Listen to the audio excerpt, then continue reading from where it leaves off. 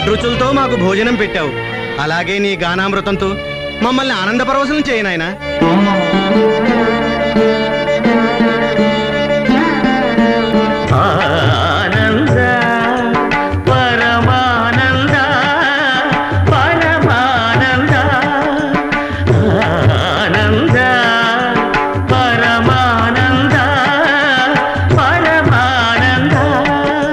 జగతి నీదే జన్మ నీది జగదా